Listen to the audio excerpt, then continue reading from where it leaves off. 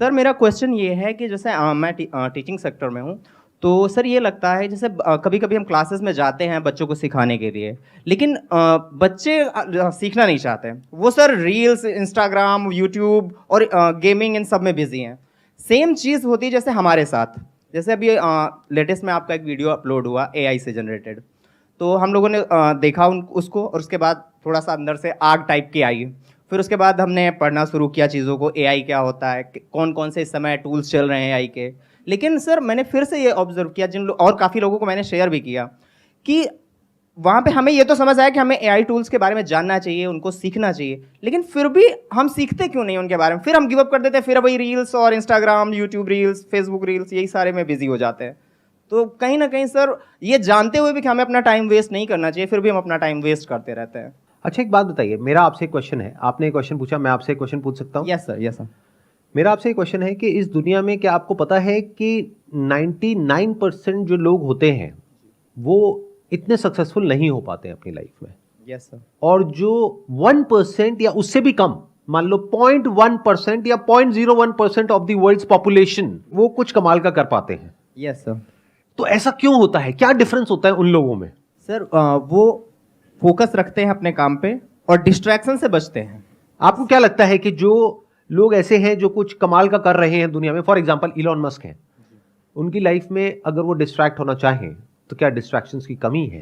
बिल्कुल, बहुत सारे डिस्ट्रैक्शन। जितनी आपके पास में है डिस्ट्रैक्शंस, जिसको भी आप डिस्ट्रैक्शंस बोलते हो, जी। उससे ज्यादा ऑप्शंस है उनके पास में या कम है? ज़्यादा। तो वो जो चाहे वो कर सकते हैं। बिल्कुल सर। यानी जो आपकी वाइल्डेस्ट फैंटेसीज हैं, उससे कहीं जो ज़्यादा। आप घर में बैठ करके रात को इमेजिन करते हो, वो चाहे तो एक्चुअल में वो सब पूरी कर सकते हैं। आप समझ रहे हो मेरी बात? Yes sir, yes sir. तो डिस्ट्रैक्शंस उनके पास आपसे बहुत ज्यादा है।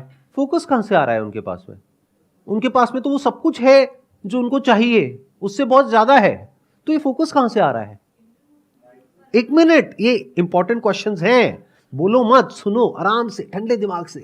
यही हमारी प्रॉब्लम है, बहुत जल्दी बोलते हैं, इसीलिए डीपली कभी समझ नहीं पाते, इसीलिए हमारी लाइफ में एक्चुअल में कोई चेंज नहीं आता है। बट ऊपर ऊपर लेवल से सुन लेते हैं, हाँ सर बहुत बढ़िया बोल रहे हो, बहुत बढ़िया बोल रहे हो, बहुत अच्छा लग रहा है सर, तालियां बजाई। उसके बाद में घर गए, वही किया जो कर रहे थे, कोई फर्क नहीं आया। सर मुझे लगता है कि वो एक बार जो गोल उन्होंने डिसाइड कर लिया, उसी से रिलेटेड चीज़ों को पढ़ते हैं, उस गोल से रिलेटेड लोगों से मिलते हैं, उनके साथ में उठते बैठते हैं, तो वैसी ही बातें होती हैं। ऐसा तो नहीं है। अगर आप इलोन मस्क की लाइफ को ध्यान से स्टडी करोगे तो देखो उन्होंने अपनी लाइफ में क्या क्या किया। So there is no one particular goal in his life, there are multiple goals. उनकी एक कंपनी है जो कुछ और ही कर रही है, दूसरी है जो कुछ और ही कर रही है, तीसरी है जो कुछ और कर रही है। तो ऐसा भी नहीं है कि उनका कोई एक ही गोल है जिसके ऊपर वो फोकस्ड है, जैसा हमको लगता है। जैसे सर आपने पूछा कि उनका क्या गोल होता है जो अपना काम के प्रति हमेशा एक्टिव रहते हैं और वो डिस्ट्रैक्ट नहीं होते, तो उनको एक मतलब माइंड में ये रहता है कि दुनिया को कुछ प्रॉब्लम सॉल्व करके देना है, दुनिया को कुछ टेक्नोलॉजी देना है, दुनिया कुछ ऐसा कुछ दे के जाना है कि आने वाला जनरेशन को ऑटोमेटिक वो करते जाते हैं। एक बात को मेरी ध्यान से समझना, एक है जो कहानी आपको सुनाई जाती है और एक है जो कहानी एक्चुअल में होती है। दोनों में जमीन आसमान का फर्क होता है।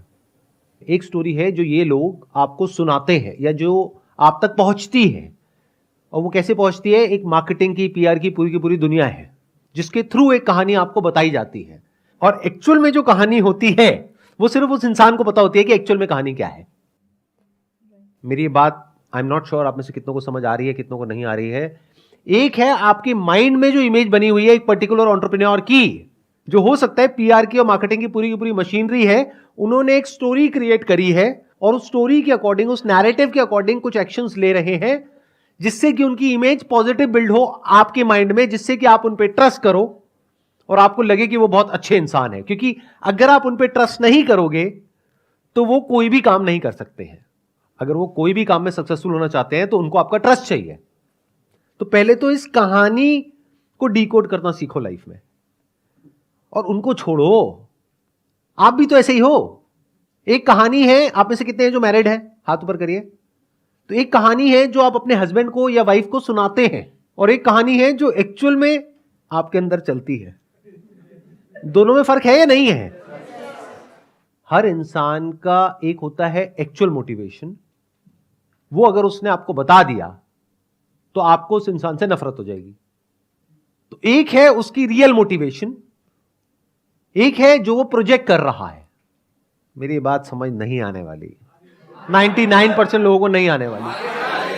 क्यों? क्योंकि ऐसे ऐसे लोग हैं जिनके बारे में मैं बात कर रहा होता हूं अपनी वीडियोस में कि ये लोग एक नंबर के चोर हैं, फ्रॉड है, घटिया हैं, और नीचे कमेंट में जाकर के लोग मेरे नाम को उनके नाम के साथ में जोड़ करके कहते हैं बस यही 5 लोग सही हैं, और मैं उन्हीं की बात कर रहा हूं।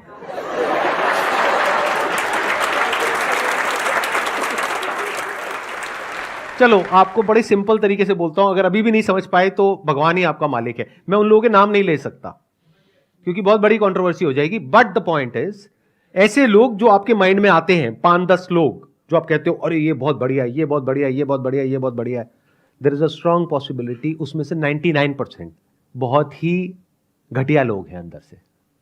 अगर उनके एक्शंस को देखोगे, उनके वर्ड्स को नहीं देखोगे तो आपको समझ आना चाहिए एक इंसान किस तरीके से एक्ट कर रहा है, यानी उसके एक्शंस को डिकोड करना पड़ेगा, और जो वो बोल रहा है उसमें देखना पड़ेगा कि क्या कॉन्ट्रडिक्शन है। तब आपको समझ आएगा कि कौन असली है कौन नकली है।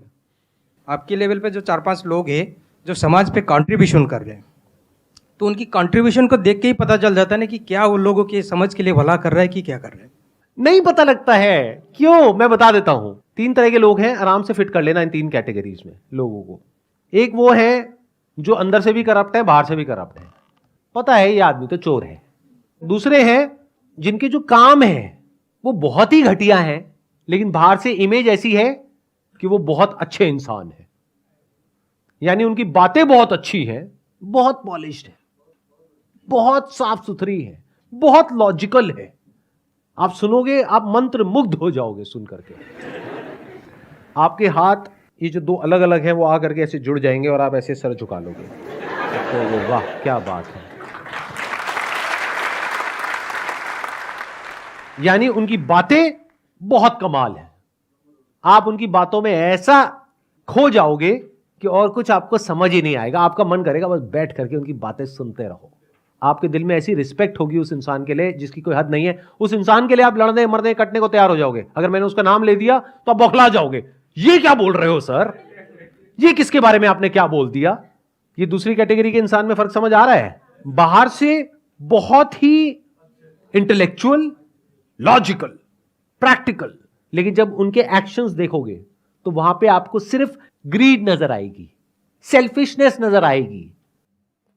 ये दूसरी कैटेगरी हो गई। तीसरी कैटेगरी वो लोग कैसे होते हैं कि अंदर से करप्ट हैं, ग्रीडी हैं, सेल्फिश हैं, यानी उनको एक्चुअल में नहीं पड़ी है आपकी कि आप जियो मरो कुछ भी करो। बाहर से अपनी एक ऐसी इमेज बना दी कि मैं बहुत अच्छा इंसान हूं, फिर उस इमेज को इनकैश किया, और अगर आज उनके पास में 10 करोड़ है तो अगले 3 साल में उनके पास में 100 करोड़ आ गया, 1000 करोड़ आ गया, और उस 1000 करोड़ में से 10 करोड़ या 20 करोड़ वापस से रोटेट कर दिया आप ही लोगों में और अपनी इमेज को और स्ट्रांग कर दिया। कुछ बहुत बड़े लेवल पे गड़बड़ कर रहे हैं, लेकिन कुछ छोटे लेवल पे अच्छा काम कर रहे हैं, उस अच्छे काम को हाईलाइट कर रहे हैं, जो गड़बड़ है उसको छुपा रहे हैं, और दुनिया की नजर में बहुत अच्छे इंसान हैं। दुनिया उनके लिए लड़ने को, मरने को, कटने को तैयार है। चौथी एक कैटेगरी है जहां पर रेयरेस्ट ऑफ रेयर कुछ लोग होते हैं। वो कैसे होते हैं? जो अंदर से भी कुछ बदलाव लेकर के आना चाहते हैं और बाहर से भी कोशिश कर रहे होते हैं, और वहां पर कोई कॉन्फ्लिक्ट नहीं होता है, यानी उनके अंदर की दुनिया और बाहर की दुनिया में कोई फर्क नहीं होता है।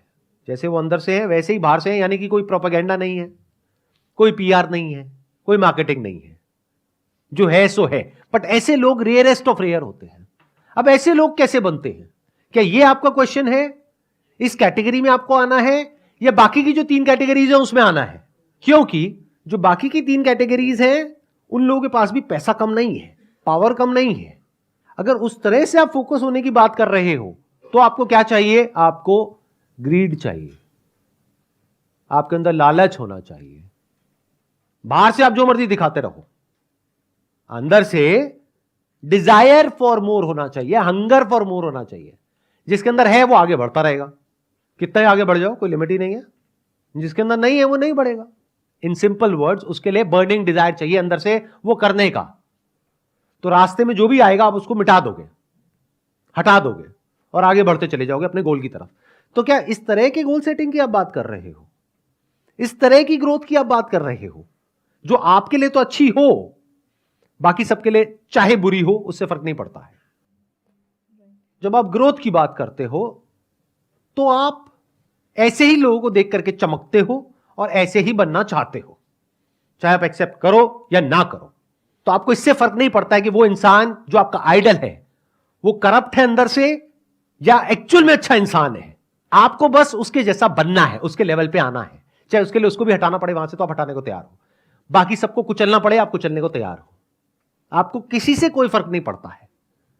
आप लोगों को नौटंकी ही समझ आती है, नौटंकी ही आपके लिए सच है। और सच क्या है वो तो आप देख ही नहीं सकते, डाइजेस्ट ही नहीं कर सकते। अगर सच देखते हो तो आपको लगता है कि ये कुछ बहुत ही गलत कर रहा है इंसान। फॉर एग्जाम्पल किसी सेलिब्रिटी की वीडियो देखते हो कि वो कह रहा है कि नहीं मेरे को तुम्हारे साथ में फोटो नहीं खिंचानी है, तो आप क्या कहते हो, कितना एरोगेंट है। जबकि सच यही है, कोई आपके साथ में फोटो नहीं खिंचाना चाहता है। जब नए नए स्टार बनते हैं, नए नए फेमस होते हैं तो बड़ा मजा आता है फोटो खिंचा करके। एक पॉइंट के बाद में जा करके इरिटेटिंग होता है। अब ये कोई नहीं बोलेगा, आप बोल देते हो, लेकिन मैं तो बोलूंगा, मेरे को आपके बाप का कर्जा थोड़ी देना है। मुझे आपसे कुछ चाहिए थोड़ी है। मैं तो बहुत केसेस में मना ही कर देता हूं। अगर जैसे कहीं जा रहा हूं, अगर तो वेला हूं, कहीं एयरपोर्ट पे बैठा हूं, टाइम पास कर रहा हूं, कोई आया फोटो, हाँ ठीक है खींच लो, चलो चले जाओ। और बहुत बार तो क्या होता है, लोग पहले अपने बच्चे को छोड़ते हैं, खुद नहीं आते हैं, क्योंकि पता है मैं बच्चे को तो मना कर नहीं सकता। तो छोटा सा बच्चा आता है, sir I am your biggest fan. मैं कहा मेरा नाम बताइयो। नाम तो नहीं बताया मम्मी पापा ने, बस इतना ही बोलने को कहा था। चल बेटा क्या चाहिए, फोटो खींचनी है, ठीक है आजा खींच ले। उधर से पापा मम्मी झांक रहे होते, आपको भी खींचनी, हाँ हाँ चलो खींचो जाओ। बट अगर ऐसा एक्चुअल लाइफ में आप होते हुए देख लोगे, ये जो लोग एक्सपोज करते हैं लोगों को, मैं तो खुद अपने आप को एक्सपोज कर रहा हूं इस वक्त, क्या मुझे बहुत अच्छा लगता है आप लोगों के साथ में फोटो खिंचा करके? अरे नहीं, बिल्कुल नहीं लगता है। यहां पे हर सेशन में आकर के लोग ये समझते हैं, सोचो मेरे हफ्ते में 2 सेशंस होते हैं, हर सेशन में 200 लोग आते हैं, तो वो किस एक्सपेक्टेशन में आते हैं कि मैं आऊंगा और एक एक के साथ में सेल्फी खिंचाऊंगा। ये आपकी एक्सपेक्टेशन है। क्या ये मेरे टाइम का सही यूटिलाइजेशन है? क्या मैं यहां पे बैठ करके 2 घंटे तक या 4 घंटे तक आप लोगों के साथ में एक एक करके फोटो खिंचाऊं, या अपना कोई और ढंग का काम करूं? चाहे वो इस सेशन से रिलेटेड हो, चाहे मेरे बिजनेस से रिलेटेड हो, चाहे मेरी पर्सनल ग्रोथ से रिलेटेड हो, कुछ भी हो वो करूं, बजाय आपकी ईगो को सेटिस्फाई करने के। क्योंकि आप भी फोटो मेरे लिए नहीं खिंचा रहे हो, इस सच को देख लो। आप इसलिए खिंचा रहे हो क्योंकि आपको अपनी पूरे फ्रेंड सर्कल में, रिलेटिव्स में ये दिखाना है कि अरे देख मैं तो जानता हूं इसको, अरे मैं मिला था, साथ बैठे थे, उसके बाद हमने लंच भी किया था। So I'm not concerned about your desires, as rude as it may sound. I'm concerned about your needs. दोनों में बड़ा फर्क है। डिजायर तो इस पूरी दुनिया में एक भी इंसान के सारे पूरे नहीं करे जा सकते हैं। जो नीड्स है वो सबकी पूरी करी जा सकती है। तो I am working on what is required, what is needed, not what you desire. क्योंकि आपको खुद भी नहीं पता है आप जो दुखी हो अपने डिजायर्स की वजह से ही हो। बट वो एक बहुत बड़ा टॉपिक है, तो अभी हम उसको शुरू नहीं करेंगे, नहीं तो हम कहीं और ही चले जाएंगे। आपके अंदर डिजायर्स भी और फियर्स भी हैं, बट आपके फियर्स आपके डिजायर से बड़े हैं। तो आप अपने एक लेवल पे जाकर के अटक गए हो, क्योंकि अगर उस लेवल को छोड़ा बड़े लेवल के लिए, तो हो सकता है वो लेवल भी हाथ से चला जाए। तो आपके अंदर डर है कि अगर मैं इससे नीचे आ गया तो क्या होगा। तो ये डर आपको आगे बढ़ने नहीं देता है। मतलब जिसके अंदर फियर डिजायर से बहुत ज्यादा है, वो लाइफ में आगे नहीं बढ़ पाएगा, एक लेवल पे आकर के रुक जाएगा। 99% लोग ऐसे ही हैं। बट कुछ लोग ऐसे होते हैं जिनके अंदर डिजायर फियर से बड़ा होता है। They are not afraid to fail, तो they are craving deep within for success, but they are not scared of failure, because they know कि सक्सेस तक पहुंचने के लिए फेलियर से होकर के ही निकलना पड़ेगा। बट ये सारी जो साइकिल है, that is all driven by greed, जिसको आप डिजायर बोलते हो, या फियर। ये 2 तरीके हैं जिस तरीके से पूरी दुनिया जीती है। तीसरा भी एक तरीका है जीने का, that is driven by love. And what is love? To love means to unite with the whole universe. That is the essence of love. Love की शुरुआत होती है जब आपके अंदर ये डिजायर उठता है कि मुझे खुद को जानना है। जब तक इस दुनिया को जानने की भूख है, तब तक you are driven by desire and fear, because इस यूनिवर्स का नेचर ही ऐसा है, या तो ये आपके अंदर लालच पैदा करेगा या फियर्स पैदा करेगा। बट अगर किसी के अंदर ये डिजायर आ गया, चाहे मेरे सेशन देख करके, चाहे यहां से, चाहे वहां से, कहीं से भी, कैसे भी, ये जो लिखा हुआ है डिस्कवर योरसेल्फ, कहीं से डिजायर आ गया, ये पनप गया अंदर, who am I, self inquiry, self understanding. So if you can see that we are all interconnected, interdependent, we are all one whole block, then you're driven by love. And when you are acting out of love, not out of fear or desire, which is self-centric.